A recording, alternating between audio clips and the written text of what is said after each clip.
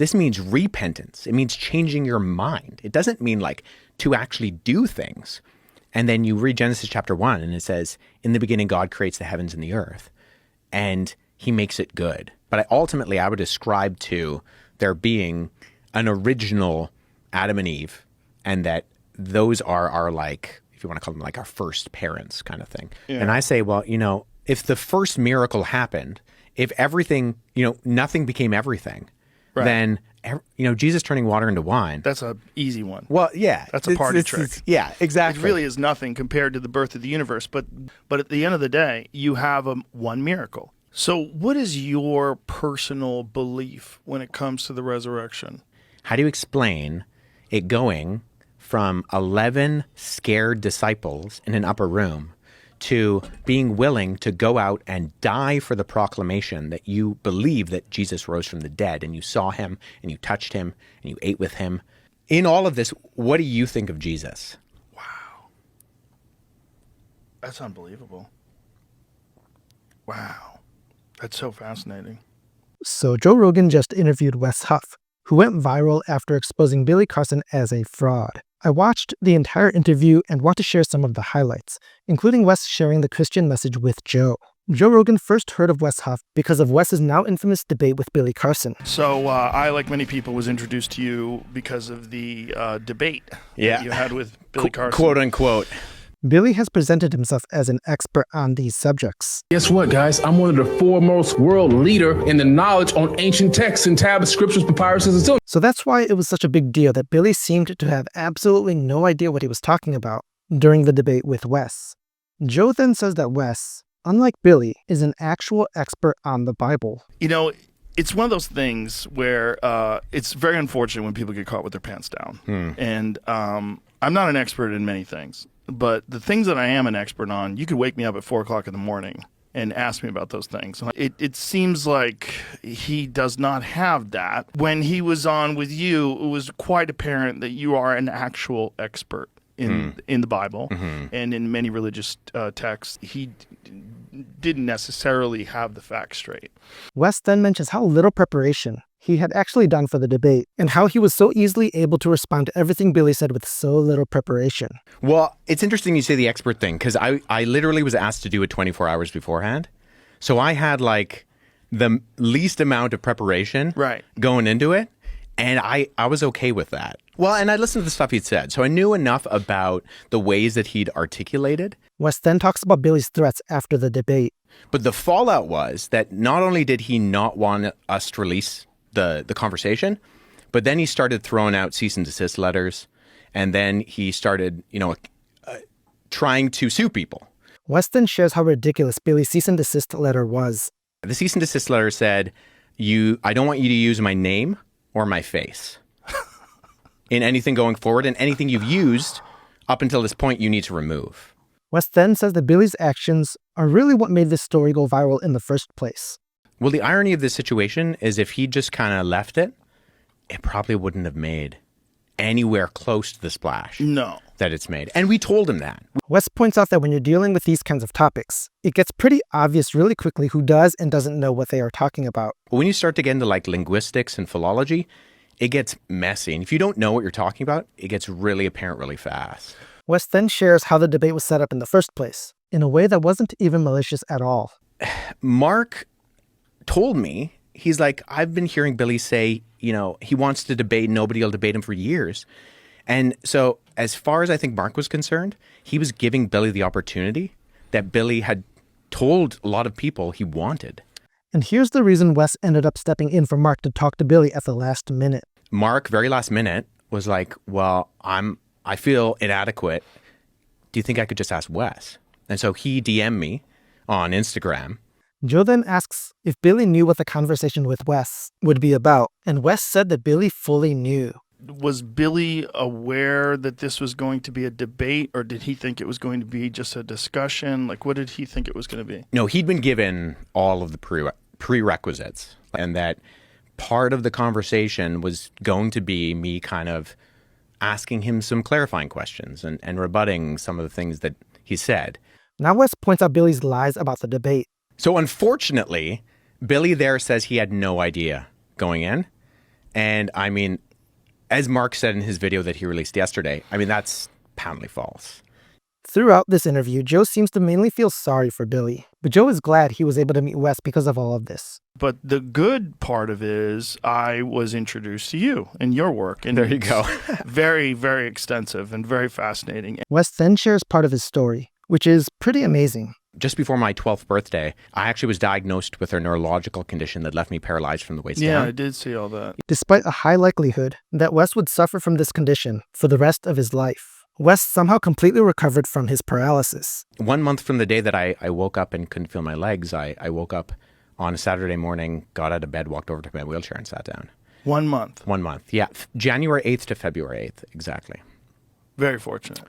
Wes attributes his healing to something supernatural. Yeah, but going back to that, like, so I experienced this, what I consider to be a true supernatural experience. Wes said that even the doctors called his recovery a miracle. To the doctors that had overseen me, and they were the first ones that used the word miracle. They said, we really don't have any type of medical explanation. And Joe says that something about Wes's recovery seems pretty incredible. That's crazy. Because I've broken limbs before and had them in casts, and just in the 6 weeks that you have a cast on, you have massive atrophy. Yeah.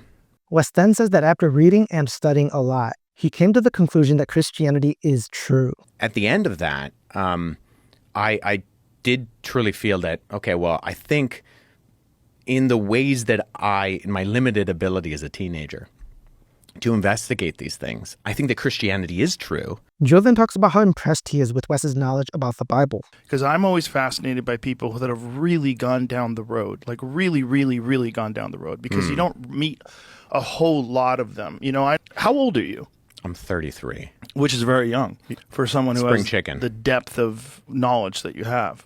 Joe has come a long way from before, when he thought the Bible was absolutely ridiculous. Now Joe seems to have at least some respect for the Bible, and for people who know the Bible well. Wes then talks about the importance of being able to defend the truth of the Bible that he said he believed in. If the things they were saying about the Bible were true, then it did actually legitimately undermine what I believed. And so I needed to take that seriously. I had an obligation. If I'm wrong about the Bible, Joe seemed to be genuinely interested in learning more about biblical manuscripts, especially the Dead Sea Scrolls, which Wes is an expert on.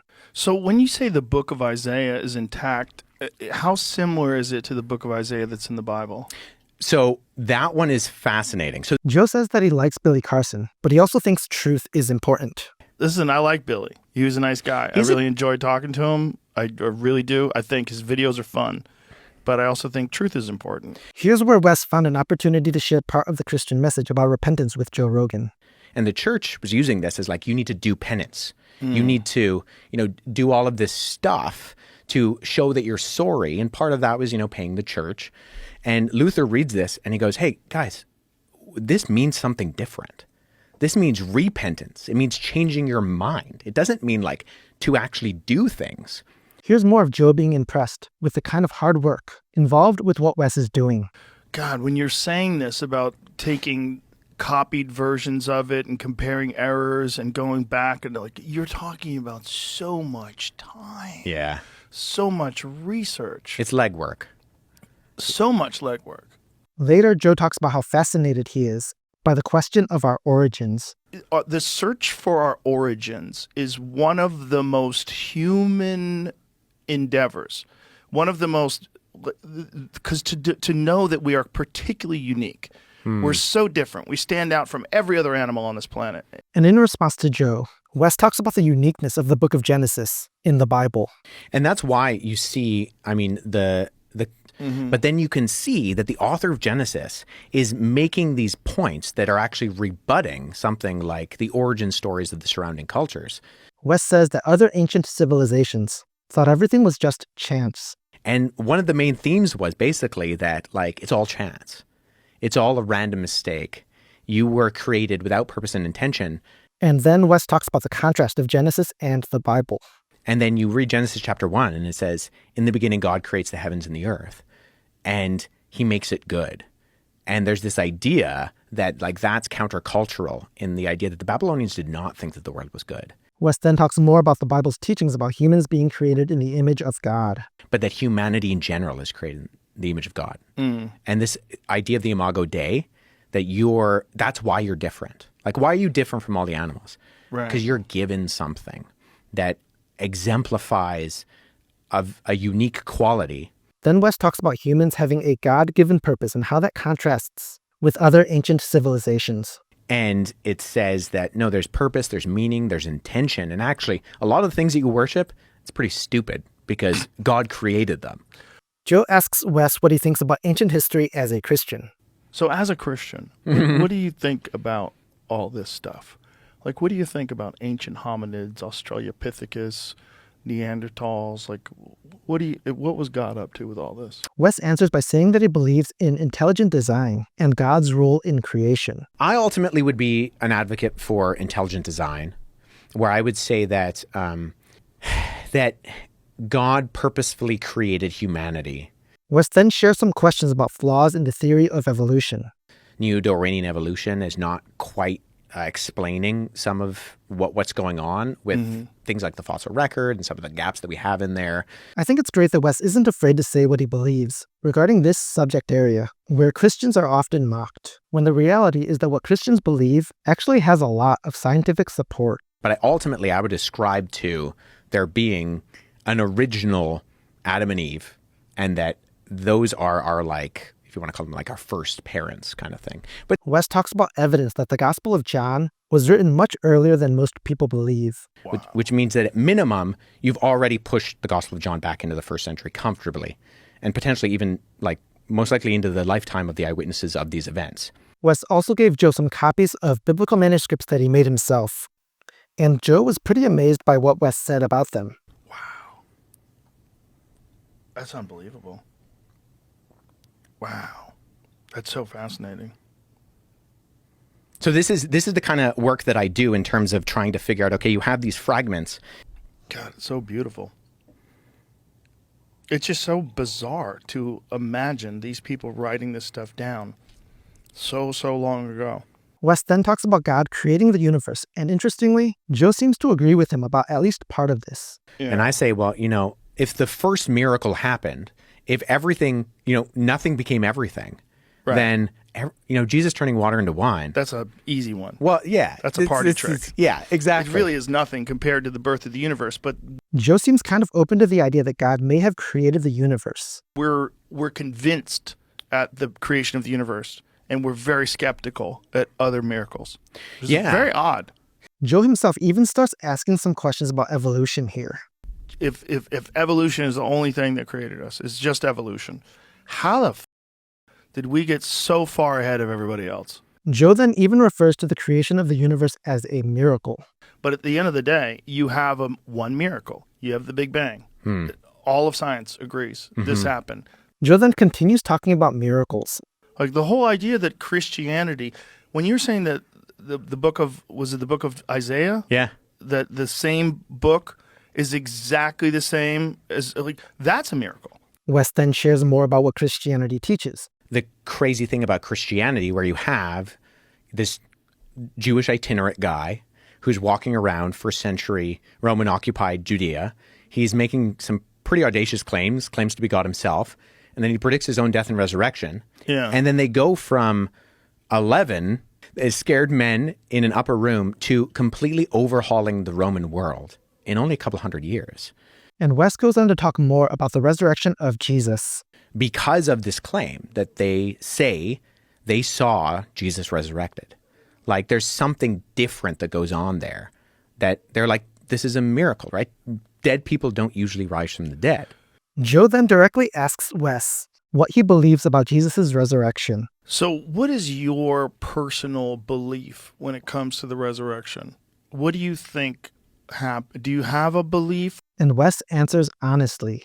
As a historian, I do think it is a historical question. You have a guy who objectively lived, he objectively died, and then individuals close to his inner circle claim that they see him not dead. Right. Again. This is a highly unusual activity. Joe then says that it's really difficult for people like him to believe in the resurrection. It's very difficult for anybody who thinks of themselves as an intelligent person who's secular to even entertain the possibility that someone died and come back to life. And here's how Wes responds to that. And I get that. But we've already talked about the fact that we don't think that the only thing that exists is matter and motion. We as in you and I, right? Like, we believe that there's something else going on in this world that's a little bit crazy. There's something else. And that to, I think, exclude that, I think excludes something that you're kind of putting blinders on. Wes then talks about the historical evidence for the resurrection. But the Gospels are written in the lifetime of the eyewitnesses.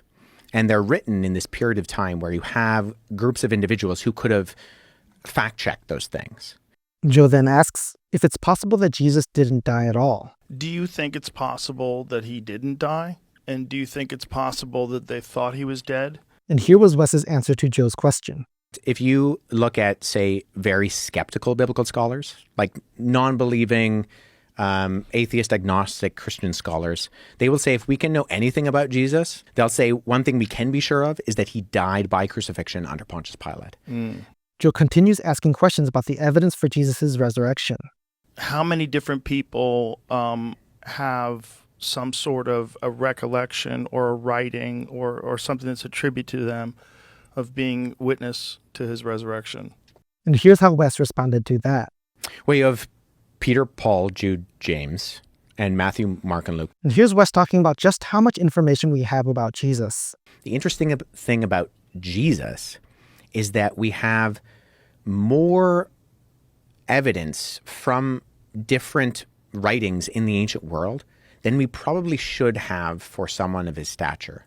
Wes then asks a question that was actually really significant in bringing me to faith in Jesus Christ. How do you explain it going from 11 scared disciples in an upper room to being willing to go out and die for the proclamation that you believe that Jesus rose from the dead, and you saw him, and you touched him, and you ate with him? And after Wes presents some more information, Joe seems pretty floored by what he just heard. Consider how difficult it would be for someone living outside of the locations and times that these events took place to get the right names with the right qualifiers.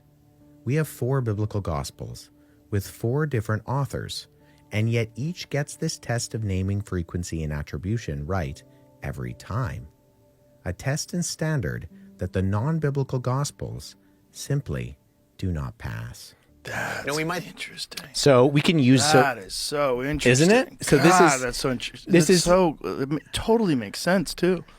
Joe then criticizes atheism and marvels at the idea of existing at all. The worst versions of them are essentially believers in the religion of atheism. Right. They worship the concept of there being no God, and this is it. When you die, nothing happens. Yeah. And that to me is always so arrogant. Just the fact that you exist at all is so bizarre and so spectacular. Joe also asks a very significant question about the difference between humans and animals. Why? Why is our version of life so much more rich and complicated than any other being that exists? And why do we have this insatiable desire to learn and know more? And here's how Wes answered. In all of this, what do you think of Jesus? What do you think of the historical person of Jesus? Joe ultimately said that he doesn't know, but that it's a fascinating question to ponder. Well, it certainly seems like there's a lot of people that believe that there was this very exceptional human being that existed. So the question is, what does that mean? Does it mean he was the Son of God? Does it mean he was just some completely unique human being that had this vision of humanity? Yeah. I don't know. I mean, what does it mean? It's just the fact that it's a question to ponder is a miracle in itself, in a way. Joe then talks about how powerful the Christian message is. Just the fact that there's this concept of this person that died for our sins, that's the Son of God, but you have to you have to believe in a bunch of stuff to go that way. Like, just the concept of that is interesting to people, because what it can do to people is offer them a very unique way to change the way they feel about the world itself. Joe also talks about the benefits of the Christian life. If you do live like a Christian and you do follow the principles of Christ, you will have a richer, more love-filled life. So it is true, right? Wes also points out that he disagrees with Jordan Peterson's view of Jesus. I think I really like the way that Jordan Peterson articulates it, but I think he misses the forest for the trees. How so? In that he sees Jesus as an archetype. And I don't think actually even Jesus gives you the opportunity to see him as the archetype. Wes then says something that causes Joe to ask a very important question. Because Jesus was very against moralism. And how do you define Jesus being against moralism? Like, what do you mean by that exactly? Well, Jesus looks at the religiosity of his day and he's constantly critiquing the fact that they have this hypocritical religiosity to them. And here's how Wes answered that question. You can't do enough to actually live up to the standard that God holds you to. And so if you keep striving, you're actually going to wear yourself out and be exhausted. Like atheists. I'm really glad that Joe was able to have a good conversation with a solid Christian who actually believes and can articulate well the actual teachings of the Bible. And my prayer is that Joe would seriously consider the things that Wes said, and that by God's grace, Joe might one day come to true saving faith in Jesus Christ. Hey, I'm Mike. If you want to support what I'm doing and help these videos reach more people, would you consider clicking that subscribe button? Thank you so much for watching this video until the end. Here is another one that you might find interesting.